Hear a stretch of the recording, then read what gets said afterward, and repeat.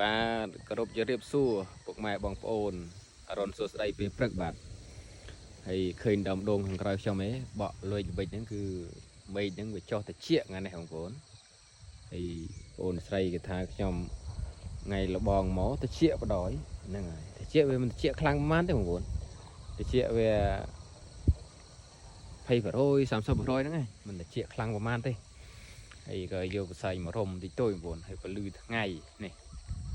ថ្ងៃក៏រះមកល្អមែនទែនពេលព្រឹក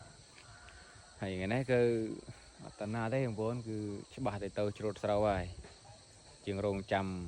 ជាងមករៀបម៉ាស៊ីនក៏យន្តឲ្យយន្តខូចពីថ្ងៃមុនណាព្រឹកមិញបើក Facebook មកឃើញវីដេអូបងប្អូនជាពលរដ្ឋយើងហ្នឹងប្រហែលជាកាត់ថតផុសណាតែពលរដ្ឋយើងខាងស្រុកចំខ្សានឃុំឃុំស្អែមចំខ្សានហ្នឹងឯងចាប់ដើមជំលះទៀតហើយបងប្អូនចាប់ដើមជំលះមកទៀតហើយ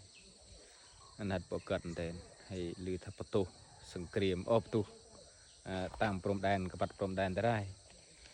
ហើយឃើញវីដេអូជំលះមកទាំងយប់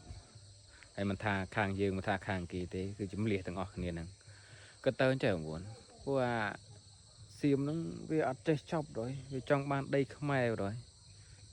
ទឹកលិចប្រទេសប៉ុណ្ណឹងហើយអត់រៀងទេណាអត់រៀងទេគឺ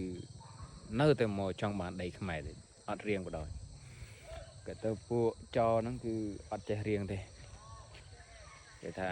ចចាប់បានប៉ុណ្ណាក៏ដោយចាប់បានម្ដងហើយនៅទៅលួចទៀតហ្នឹងដូចគ្នាដែរ